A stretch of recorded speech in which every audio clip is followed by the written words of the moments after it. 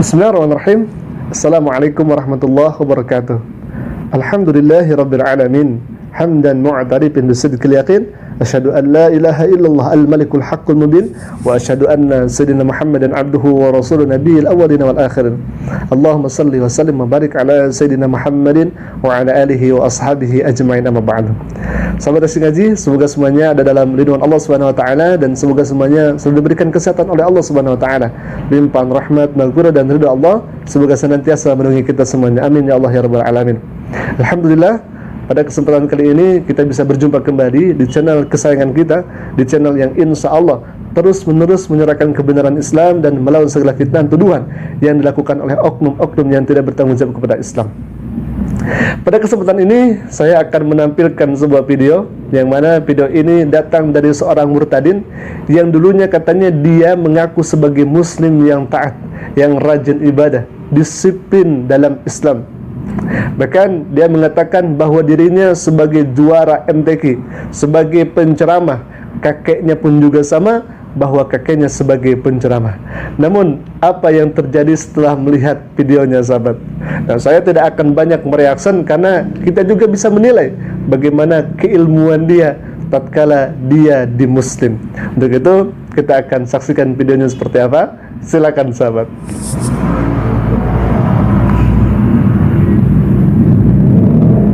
Saya berasal dari keluarga yang Islam yang taat. Dari kecil saya diajarkan untuk sangat disiplin di dalam tata agama. Kakek saya seorang penceramah di setiap tempat-tempat, rumah-rumah. Jadi dari sejak kecil itu saya sudah tahu seberapa baiknya menurut dulu itu Islam itu seperti apa. Saya belajar ngaji dan saya juga khatam Quran. Setiap ada acara MTQ, saya juga ikut lomba dan saya juara. Nah, ibu ini mengatakan dirinya sebagai muslim yang taat, rajin ibadah, disiplin dan lain sebagainya. Tetapi apa yang terjadi setelah kita melihat video berikut ini, sahabat? Silakan. Banyak sekali hal yang indah yang pernah saya alami dulu ketika saya masih di Islam. Saya berguru tentang sebuah ilmu-ilmu, karena di dalam Islam itu kita harus dituntut untuk banyak berguru tentang ilmu kebatinan, ilmu segala macam ilmu. Terutama ilmu yang saya pelajari waktu itu adalah dalam bahasa Islamnya itu mahaba, istilahnya ilmu pelet.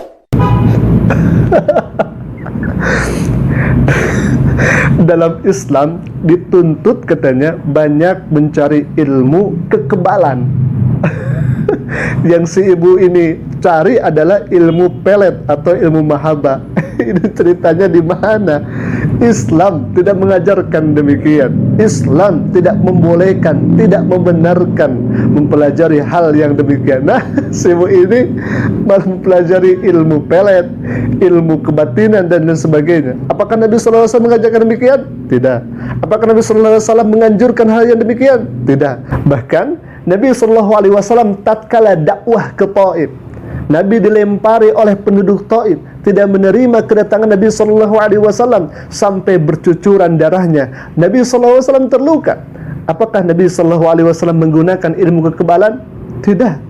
Bersamaan dengan itu, Nabi mengajarkan kepada kita bukan meminta pertolongan kepada selain daripada Allah Subhanahu wa taala untuk memiliki ilmu kekebalan, akan tetapi Nabi mengajarkan kepada kita untuk tawakal kepada Allah Subhanahu wa taala.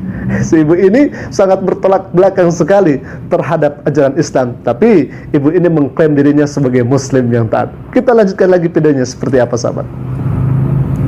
Di masjid pun saya sering ceramah jika nggak ada orang yang mengisi ceramah yang sudah disiapkan. Jadi saya bisa ceramah di sana ketika kita sholat berjemaah maghrib, dan saya ceramah di sana tentang hidup sesudah mati.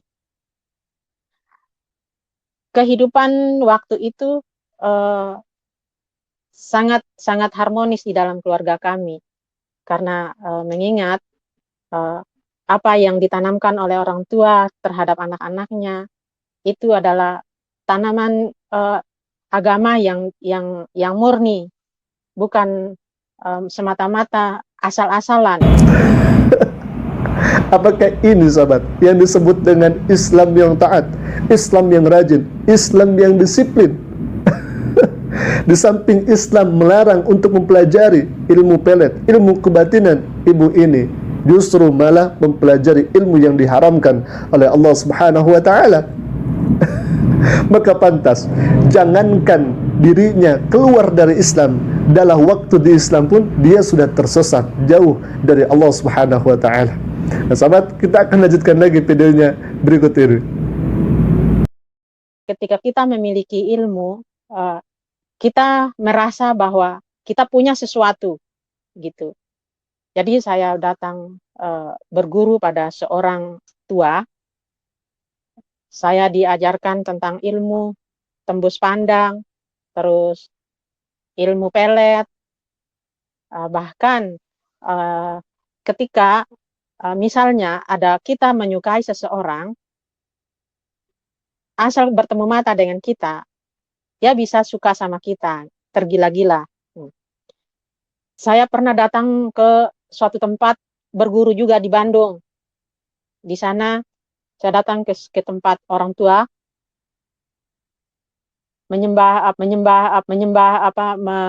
diajak sama oleh teman saya. Di sana ada roh yang berbicara.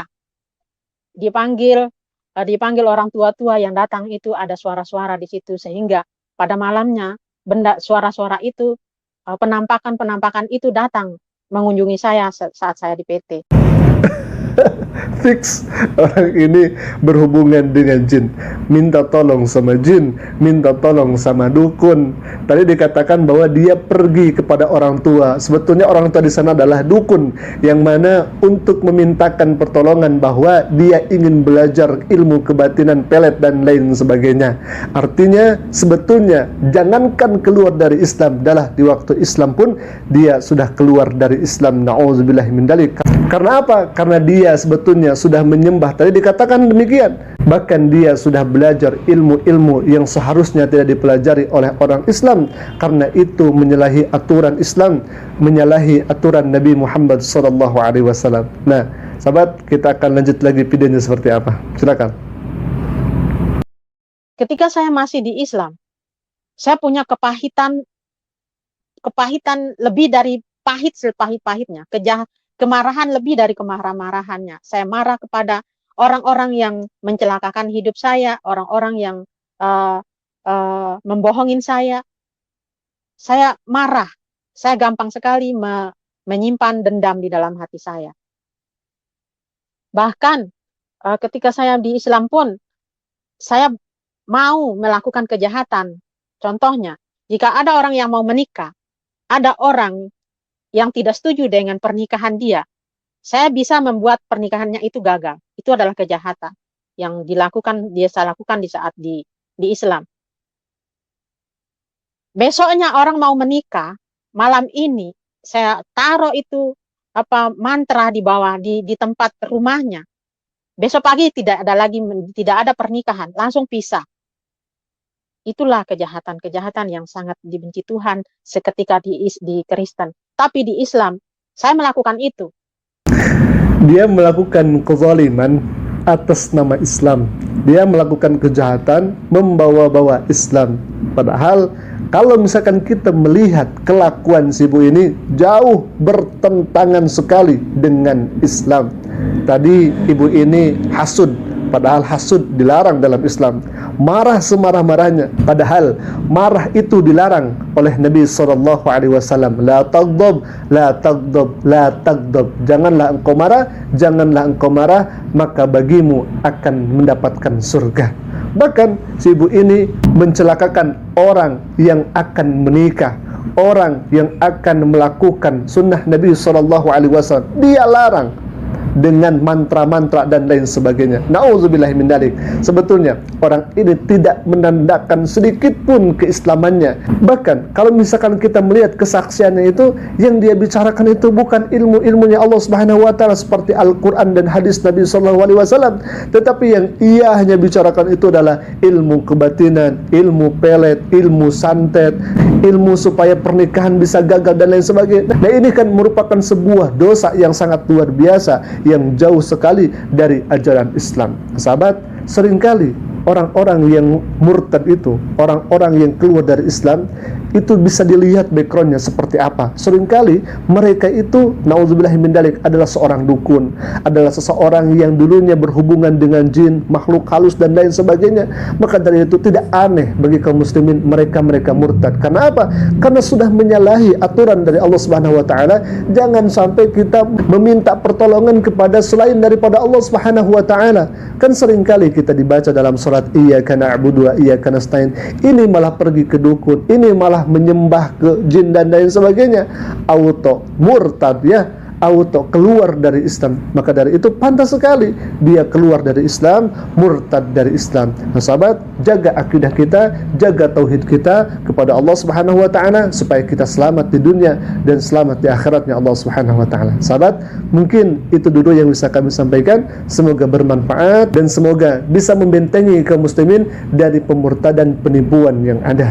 Terima kasih. Assalamualaikum warahmatullahi wabarakatuh.